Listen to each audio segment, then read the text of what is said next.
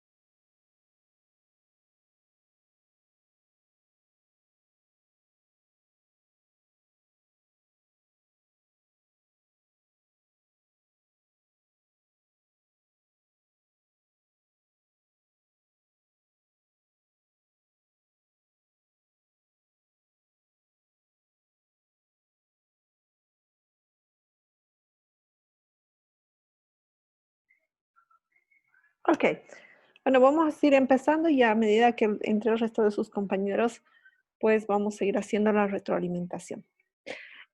Primero, buenas tardes, chicas. Vamos a empezar entonces con esta pequeña presentación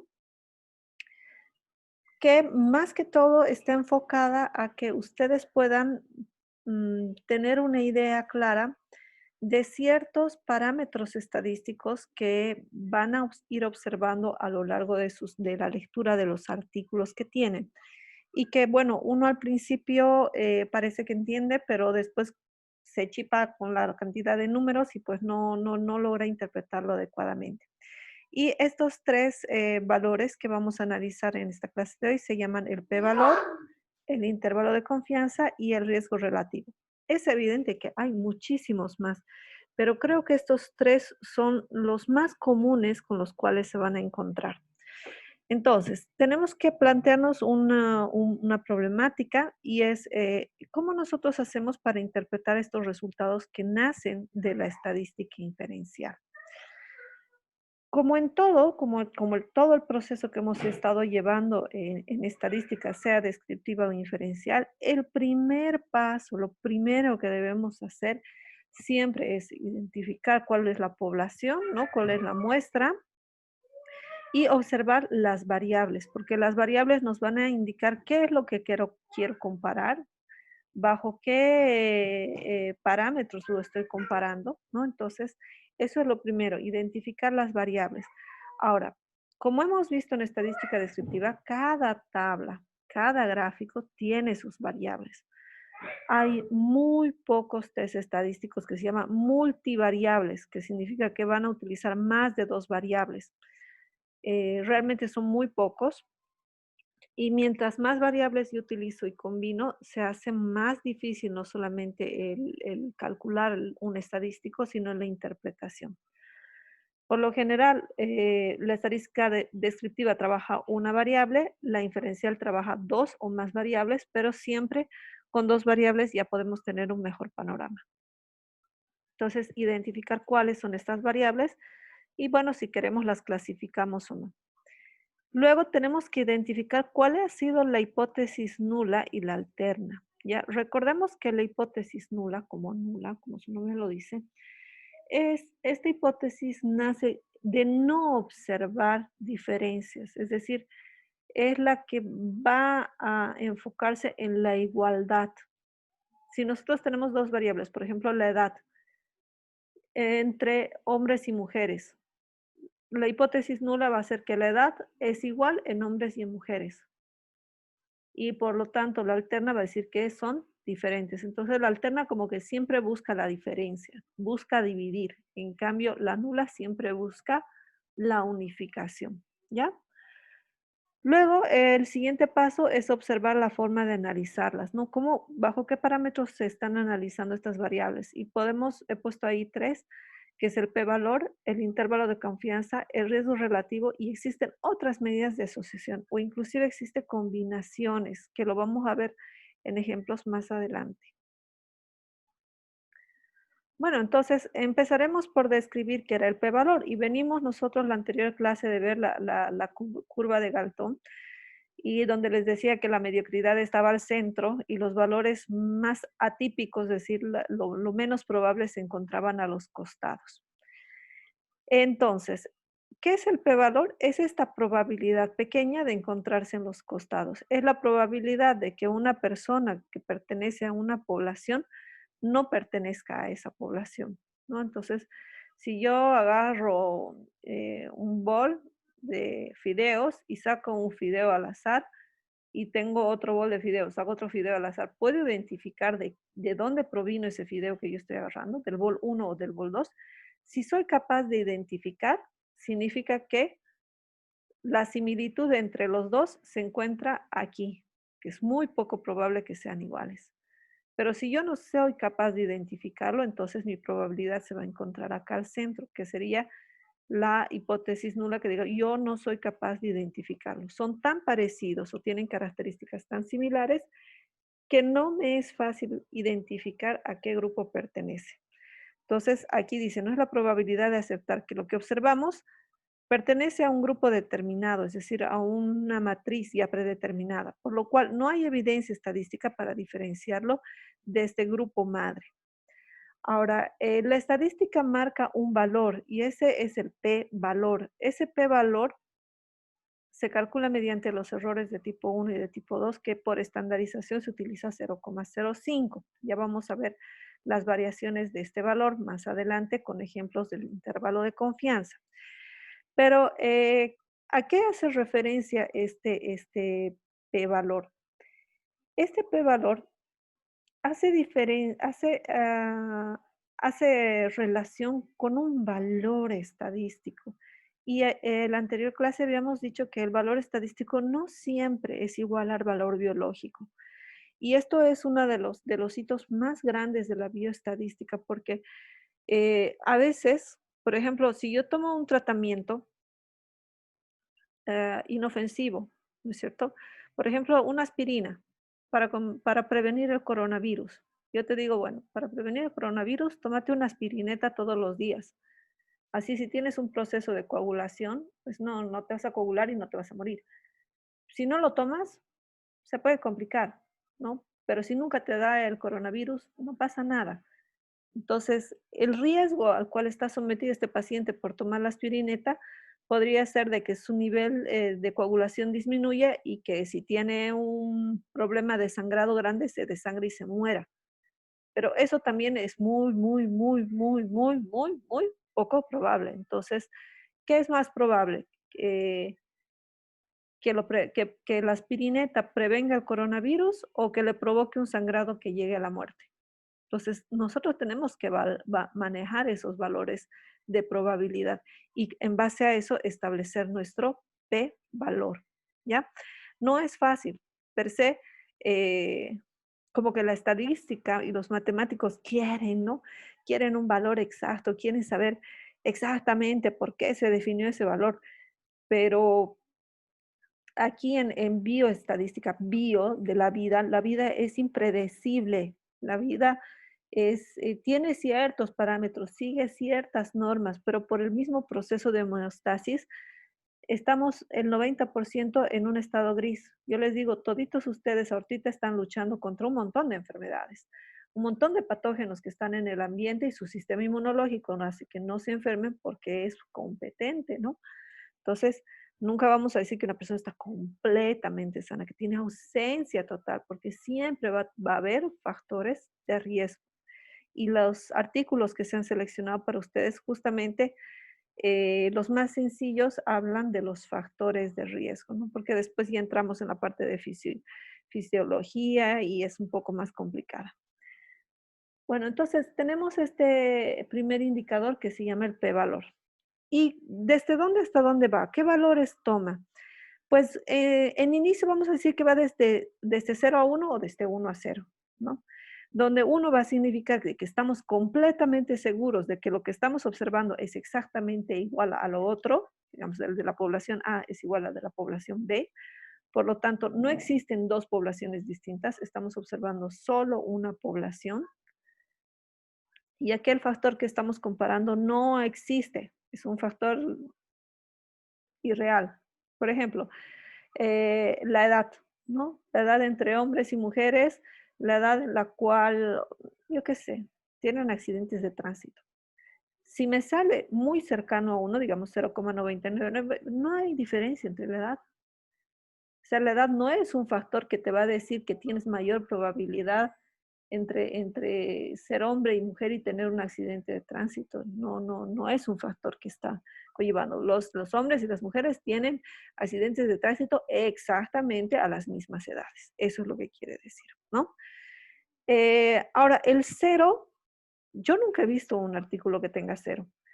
Puede ser que sea muy cercano a cero, es decir, 0,000000001. Mientras más pequeñito sea, me está mostrando que son más diferentes, ¿ya? Que lo que yo estoy observando del grupo A es completamente distinto al grupo B y que la probabilidad de que eso que yo creo que es del grupo A en realidad pertenezca al grupo B es de 0,0000001%.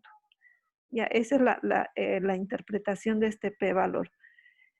Ahora vamos a ver un ejemplo porque sin ejemplos tal vez esto queda demasiado abstracto.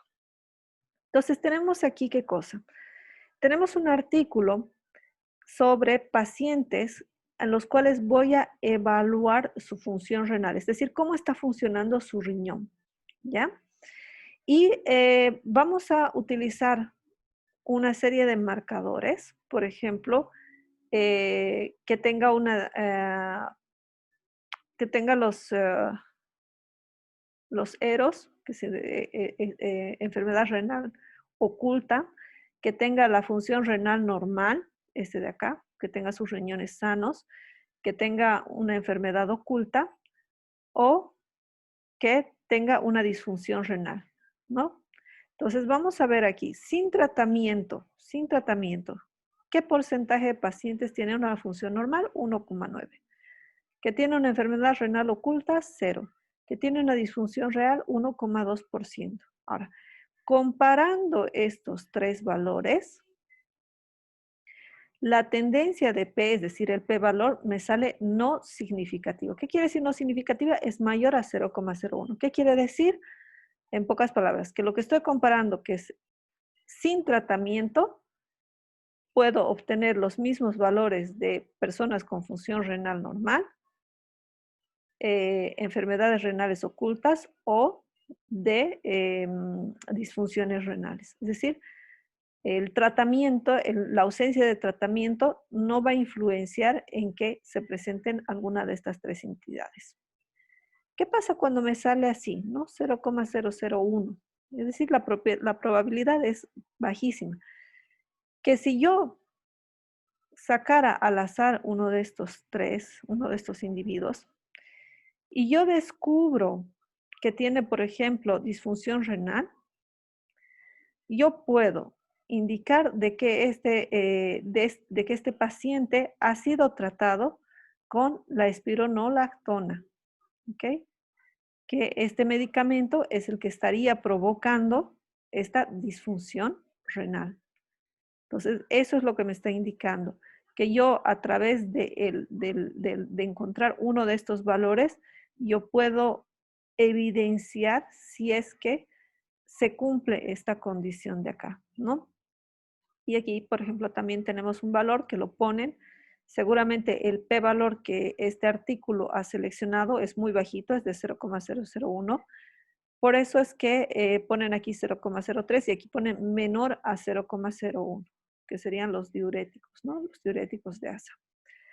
Entonces, los tratamientos de la función renal solamente son significativos los tratamientos de la espironolactona, los diuréticos de asa y los bloqueadores beta. El resto de los tratamientos no genera una diferencia significativa en la función renal, en la enfermedad renal oculta y en la disfunción renal, ¿ya? En la función renal normal. Vamos a ver otro ejemplo. Ya, este ejemplo tal vez está un poquitito más sencillo. También este artículo de aquí lo he sacado sobre la enfermedad del Chagas. Y vamos a ver si en este caso el género, el sexo masculino y femenino, ¿cuál de ellos tiene mayor probabilidad de tener chagas o cuáles son las características de los pacientes que ya son chagásicos entre los masculinos y los femeninos? Entonces, voy a utilizar mi cosita para anotar aquí. Ok, entonces vamos primero con la edad. Fíjense que la edad es una variable cuantitativa, por lo tanto me sale en promedio. Esta es la media y esta es la desviación estándar de el género masculino. Y aquí tengo la media y tengo la desviación estándar del género femenino. Y aquí me sale el p-valor. Fíjense que si el p-valor sale mayor a 0,05, es no significativo. ¿Qué quiere decir? Que las edades de las personas chagásicas son iguales entre los hombres y las mujeres. No hay diferencia.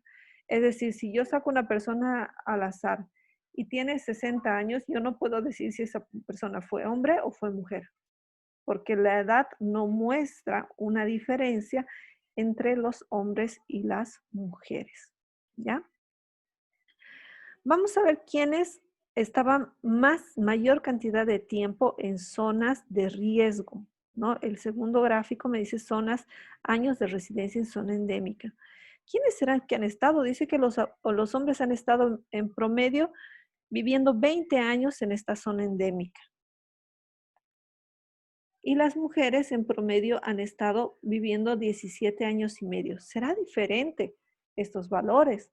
Entonces, nuevamente me voy al p-valor y descubro en el p-valor que nuevamente no hay diferencias estadísticamente significativas. Es decir, que si una persona, yo no la miro, hablo por teléfono y le pregunto, ¿cuántos años ha estado viviendo en el Chaco? Me dice, sí, he estado 15 años. Yo no puedo saber si es hombre o mujer por la cantidad de años. Ya no hay diferencias. Vamos con un valor que sí haya diferencia, que es la situación laboral. El hecho de que trabaje, no trabaje o sea jubilado y pensionado. Fíjense que aquí sí me marca una gran diferencia estadística. Y normalmente cuando eso ocurre, los investigadores tienden a utilizar este asterisco. Tienden a utilizar este asterisco. Ay, algo pasó. ¿Siguen viendo la presentación? Sí, Okay. listo. Ya, me cambió de pantalla. Ok. Es que quería utilizar el resaltador y no me permite, esta computadora es bien especial. Amén. Entonces, siempre que haya una diferencia estadística, los investigadores lo van a marcar con un asterisco y eso se van a dar cuenta en los artículos que están leyendo. ¿Qué quiere decir? Que si yo saco una persona que me dice que trabaja, yo casi voy a tener la certeza de que esa persona que yo he sacado es de género masculino. Si yo, por el contrario, si yo hablo con esa persona y me dice que no trabaja, entonces yo voy a tener casi la certeza de que pertenece al género femenino. O si yo agarro un grupo de personas de un determinado sexo y de ellas la mitad trabaja y la otra mitad no trabaja, yo sé que esas personas son del género femenino. A eso se refiere, ¿no? Que yo puedo caracterizar a la población, es decir, la población, la composición de mi población de acuerdo a la situación laboral es diferente entre hombres y mujeres. Es decir, los hombres hacen diferentes actividades que las mujeres, ¿ya? Eso es lo que me está indicando este valor significativo. Y así podemos ver valores, por ejemplo, el estrato social, no hay diferencia significativa, si fuman o no fuman, casi habría una diferencia significativa, casi, porque la mayoría de los no fumadores son mujeres y aquellos que son exfumadores, la mayoría son varones. Entonces, aquí me marca una diferencia casi, o sea, es de 0,054 a 0,50, realmente es un 0,004%, que no es estadísticamente significativo, pero que sí existe una diferenciación. No podemos decir que son iguales, pero sí no son estadísticamente significativos. Vamos con el siguiente. ¿Qué es el intervalo de confianza? Un intervalo es un rango entre dos valores. Es una medida que guarda relación con el p-valor. Si el p-valor me decía el porcentaje que existía en esta colita, el intervalo de confianza me va a decir entre qué valor y qué valor se encuentra el 90, el 95 o el 99% de los datos. Fíjense. Entonces, yo tengo un valor mínimo y tengo un valor máximo. Lo mismo que el intervalo, el rango intercuartílico. Si yo tengo un intervalo de confianza del 90%, mis datos solamente van a abarcar el 90%.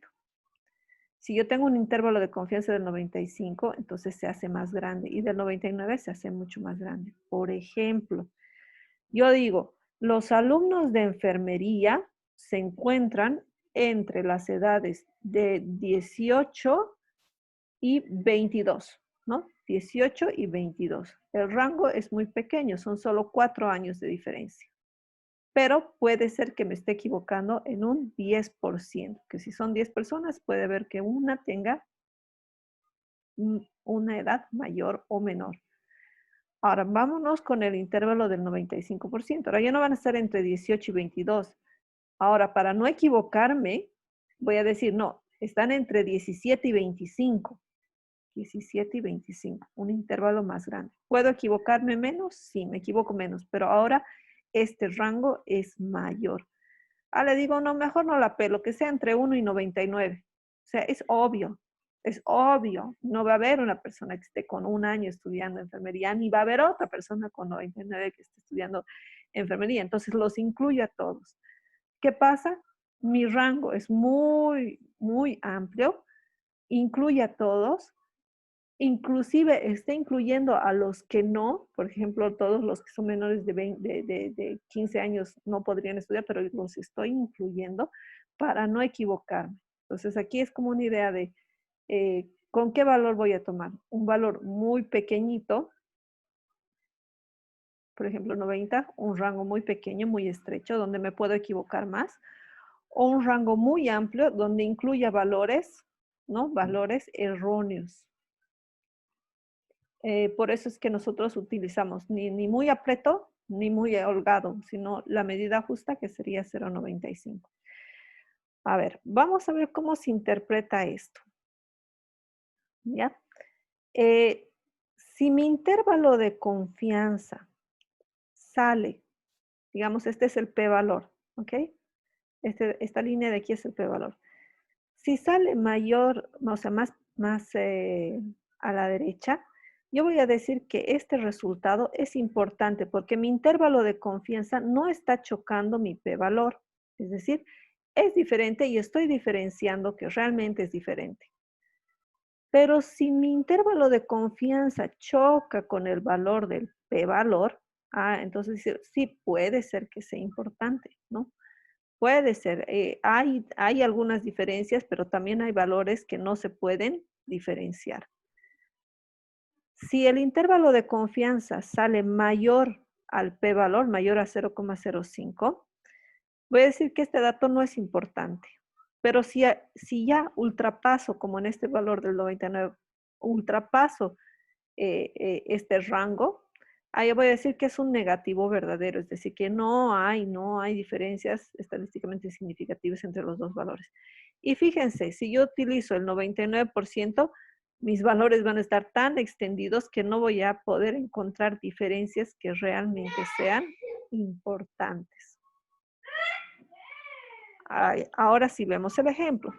Aquí tenemos factores de riesgo de la hipertriglicemia en estudiantes de medicina. Es decir, los estudiantes de medicina consumen una dieta elevada en triglicéridos y mis variables son, esto produce un síndrome metabólico, esto se puede observar mediante el pliegue suprailíaco, es decir, de la espina ilíaca, ¿no es cierto?, los rollitos que nosotros decimos, o esto está influenciando el HDL, que es el colesterol, el colesterol bueno o influye en su glicemia, ¿no? Entonces tenemos aquí una medida de asociación que es el odds ratio, que no vamos a hablar de él hoy día, pero vamos a decir que si es mayor que 1, pues genera un factor de riesgo, ¿ya? Y aquí vemos el intervalo de confianza, va entre 6 y 118, o sea, es enorme, entre 6 y 118, es decir, ¿cuántos invitados tienes en tu casa para almorzar? Entre 6 y 118, o sea, por favor, ¿cuánto voy a cocinar, no es cierto? Entre 6 y 118 es demasiado, demasiado grande. Puede ser que sea estadísticamente significativo, como el p-valor, pero fíjate que el intervalo es demasiado, demasiado grande. Qué diferente con este pliegue suprailiaco, ¿no es cierto? Que, ¿cuántos vas a tener? Ah, tengo uno, pero puede ser que venga con su hermanito, ya. Ok, ahí como que ya lo entiendo mejor, ¿no es cierto? Entonces cocino uno y puedo cocinar un poquito más para que me sobre. Y fíjense, el p-valor 0,01 igual estadísticamente significativo. Entonces, normalmente lo van a ver así, siempre van a estar asociadas una, dos o hasta tres medidas que no necesariamente dicen lo mismo, pero hay que saber interpretarlas, ¿no? Hay que saber interpretarlas. Espero que vayamos bien hasta acá. De todas maneras va a estar el video. Vamos con la última medida. Ya hemos visto el p-valor y el intervalo de confianza. El último valor es el que nosotros llamamos riesgo relativo. Y esto es una medida de asociación que trata de ver si un determinado evento predispone a los pacientes a sufrir una enfermedad. El ejemplo más claro, el que se ha discutido 200 millones de años, es el hecho de ser fumador o no fumador y si esto causa una enfermedad como, por ejemplo, el cáncer de pulmón, ¿ya? Y hoy en día es con el cáncer de mama. Entonces, ¿qué hago? Yo encuentro una población grande de 770 personas, por ejemplo, y de este grupo grande yo les pregunto cuántos son fumadores, ¿no? Y los separo, son 382 fumadores. ¿Y cuántos no fumadores? 388. Ahora, dentro de cada grupo les pregunto cuántos están enfermos y cuántos están sanos. Y voy anotando los datos acá. ¿Qué es lo que hago? Hago una estadística cruzada. Fíjense, siempre lo trabajo en X. Divido estos 28 entre estos 382. Y en el segundo hago cruzado al otro lado. Divido estos 6 entre estos 300. Perdón. Ese es para el otro ratio. Divido este valor, perdón, este valor de fumador entre el total de los fumadores para tener la incidencia de los fumadores enfermos. Y abajo lo que hago es divido el no fumador entre el total de no fumadores. Y ambos resultados los divido. Me va a salir igual a 7. ¿Qué quiere decir? Hay 7 veces más probabilidad de enfermar cuando soy fumador que cuando no fumo. Ya hay 7 veces más. Más o menos nos damos cuenta porque de 6 a 28 hay diferencia, ¿no? Ahora, ¿qué hago para ver mejor las diferencias? Yo puedo separar por grupos, ¿no? Este es un dato global. Entonces yo voy a ver qué pasa con las personas que tienen menos de 50 años y qué pasa con las personas que tienen más de 50 años. Hago el mismo proceso. Y como estas personas tienen menos de 50 años, su sistema inmunológico todavía está bien, su pulmón funciona bien, no tiene infecciones graves, etcétera, tiene una buena alimentación. Entonces, ¿qué es lo que pasa? Aplico nuevamente el riesgo relativo y me sale 2. ¿Qué quiere decir? Una persona que fuma tiene 2 veces más probabilidad de enfermarse que una que no fuma. Pero si tienes más de 50 años de edad, esa probabilidad se aumenta a 6 veces más. Es decir, es 6 veces más probable de que te enfermes si fumas que si no fumas cuando tu edad es mayor de 50 años. ¿Ya? Esta medida es sumamente importante. En enfermería lo van a ver en una materia más adelante que se llama enfermería basada en evidencia. Es espectacular. A mí, no, es que yo amo esto, ¿no? A mí me encanta. Bueno, ¿cómo se interpreta? Entonces, si estamos diciendo que a partir de uno me dice cuántas veces más ocurre el evento, vamos a decir que el riesgo relativo que sea mayor a 1 me está generando un factor de riesgo, ¿ya? Es decir, los que fuman se enferman más. Los que, no sé, consumen McDonald's todos los días tienen mayor probabilidad de tener diabetes, tienen más probabilidad, 2 veces más, 3 veces más, 5 veces más. Pero ¿qué pasa si sale igual a 1? Diría que la persona que, no sé, que hace ejercicios tiene la misma probabilidad de enfermarse que la que no hace ejercicios. Y si tiene la misma probabilidad, es 1-1, entonces el ejercicio no está influenciando sobre la enfermedad. No afecta, porque igual hagas ejercicio o no hagas ejercicio, igual te vas a enfermar, ¿entienden? Eso significa ese 1.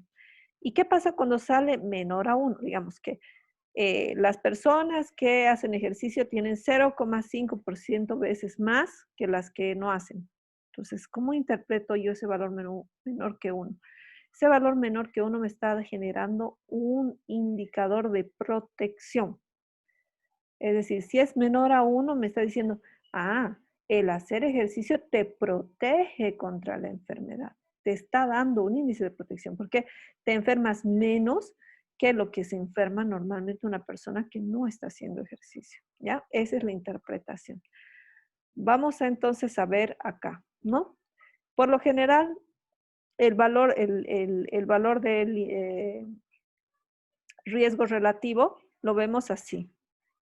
26,67, es decir, hay 27,67 veces más de presentar síndrome metabólico en estudiantes de medicina. Hay 1,05% de veces más probabilidad de presentar un pliegue suprailíaco si eres estudiante de medicina. Hay 2,04% veces más de tener un HDL bajo si eres estudiante de medicina. Este es el colesterol bueno. Y hay 1,58% de veces más probabilidad de tener una glicemia elevada si eres estudiante de medicina. Eso es lo que nos dice el riesgo relativo. Que nos lo pueden mostrar, como les dije, nos lo pueden mostrar en una tabla, pero también nos lo pueden mostrar en un gráfico. Entonces, el 1, ya sabemos, es ausencia. Menor que 1, un factor de protección. Y esta barra nos muestra el intervalo de confianza. Si el intervalo de confianza atraviesa el 1, entonces no se puede saber. A algunas personas les protege, a otras personas las enferma. Pero si esta barra de aquí, que es el intervalo de confianza, sobrepasa el 1, vamos a decir que sí realmente hay un factor de riesgo.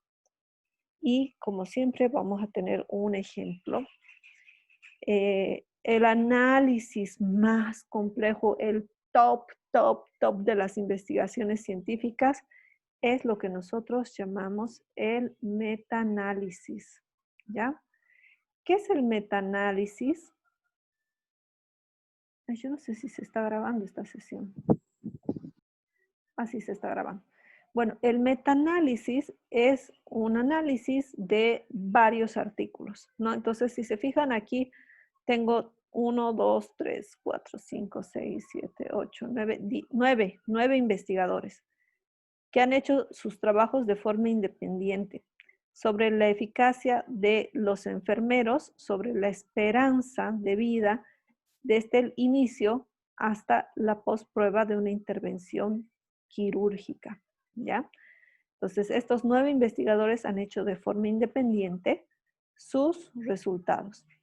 Y lo que ellos están demostrando acá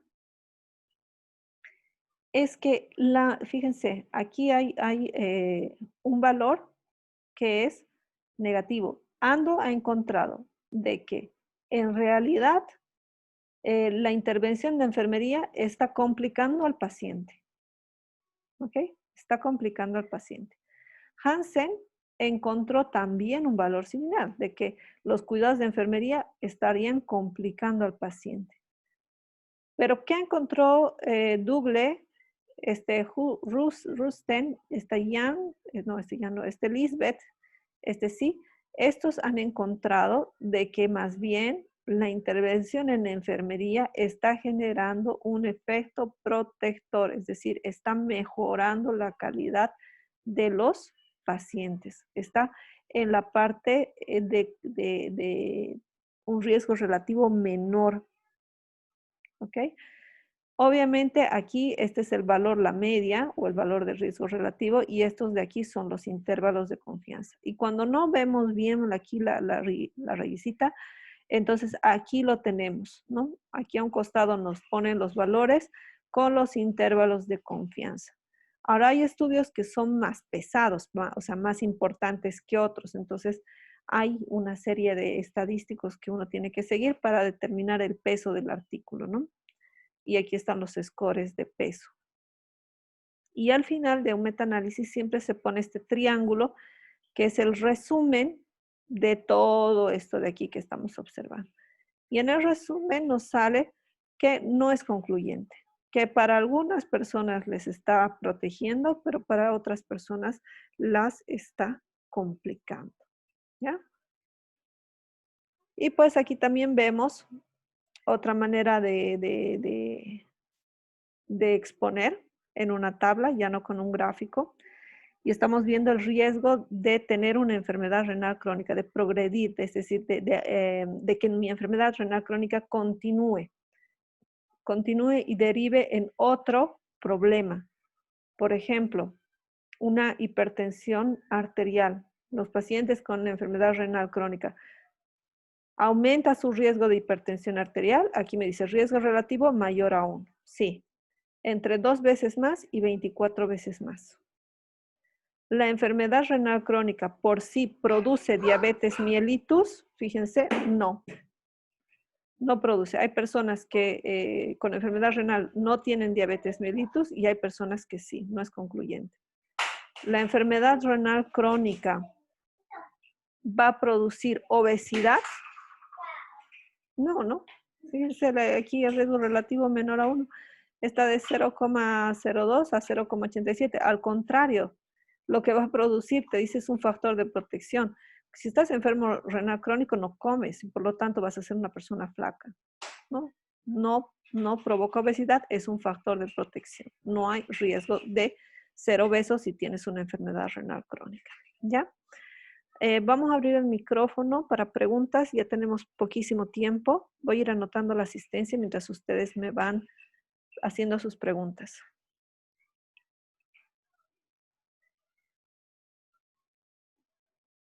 ¿Ninguna? Si no hay preguntas, entonces terminaría aquí la clase. Nos vemos mañana y mañana vamos a analizar el portafolio de evidencias y la próxima semana sus exposiciones. Va a ser el portafolio de evidencias del hito 4, ¿no? Sí, tenemos que realizar el portafolio de evidencias. Ok. Se les va a hacer como los otros hitos. Se les va a dar un documento donde ustedes llenen todas sus evidencias. Ok, doctor. Ok, gracias. Jasmine está presente. Judith está. Somanei está. Rosa Masabi está. Mercedes Molina no está. Raquel Pinto. No la veo. Esta chica María del Carmen nunca vino. Rodas tampoco. María Belén Saavedra.